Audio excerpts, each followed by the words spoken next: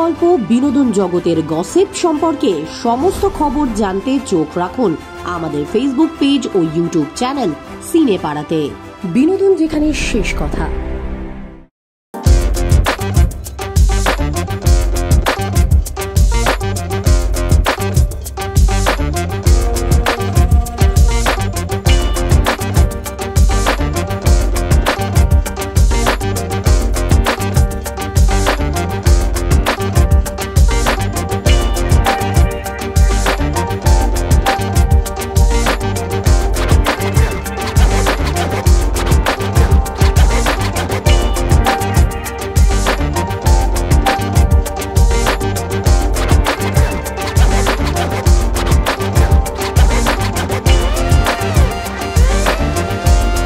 প্রথমত বলি যে রিয়েলিটি শোর সঙ্গে আমাদের পরিচয় অনেক দিন ধরে হয়ে গিয়েছে।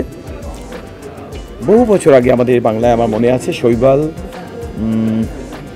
ব্যানার্জি একটা অনুষ্ঠান করেছিলেন। তারপর থেকে তো বিভিন্ন জায়গায় আমরা দেখতে পাচ্ছি বিভিন্ন রকমভাবে আমাদের আছে। আমাদের প্রাথমিকভাবে একটা রিয়াকশন হয় যে রিয়েলিটি শো অ্যাকচুয়ালি সত্যিকারের কীরকম হয়ে ওঠে, কজন আসলে আসতে পারে এবং শেষ পর্যন্ত দাঁড়িয়ে তাদের গানের জায়গাটাকে ধরে রাখতে পারে। একটা কথা খেয়াল রাখতে হবে যে একজন যিনি গান করেন, কণ্ঠই তার পুঁজি। একজন কণ্ঠশিল্পী, কণ্ঠই কিন্তু তার পুঁজি।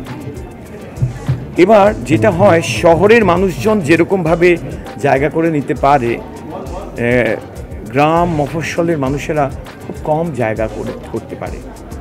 23টা জেলার থেকে শিল্পীরা আসছেন, তার মানে কলকাতা শহরও আছে, কিন্তু কলকাতা শহরেই শুধু নয়, 23টা জেলা থেকে আসছে।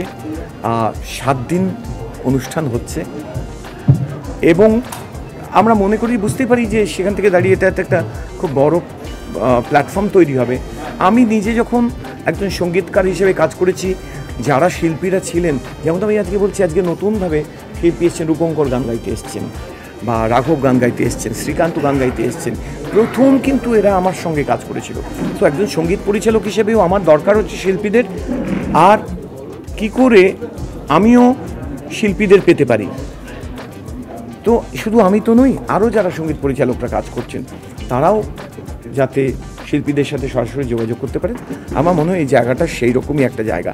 যদিও রিয়েলিটি শো নিয়ে আমার অভিজ্ঞতা এর আগে এমন কিছু হয়েছে যেটা আমার কাছে খুব সুখপ্রদ নয়, কিন্তু এই রিয়েলিটি শোটা যা বলছে তাতে আমি ধারণা করতে পারি এই রিয়েলিটি শোটা অন্য রিয়েলিটি শোগুলোর থেকে অনেকটাই আলাদা হবে। আমরা আশা তো করতে পারি। প্রতিদিন নতুন শিল্পীরা কাজ করতে আসেন আমার কাছে। এই আজকেও একজন এসছেন, কত শিল্পীরা তারা কাজ করছেন। আমার মনে হয় এই প্রেক্ষাপটটা, এই প্ল্যাটফর্মটা সত্যিকারের এদের পাশে দাঁড়াতে পারবে, আমরাও দাঁড়াতে পারবো, একসঙ্গে কাজ করতে পারবো। আসল তো একটা স্বার্থ আছে, সেই স্বার্থটা হচ্ছে কি করে আমরা একটা অনুষ্ঠানের মধ্য দিয়ে আমরা শিল্পীর সঙ্গে সঙ্গীত পরিচালকদের যোগাযোগ করতে পারি এবং মানুষের কাছে পৌঁছে দিতে পারি, এবং মানুষ যেন এই শিল্পীদের, যাদের কণ্ঠই একমাত্র পুঁজি, একজন গায়কের কণ্ঠ তার পুঁজি, সেই কণ্ঠ নিয়ে সে যেন এগিয়ে যেতে পারে।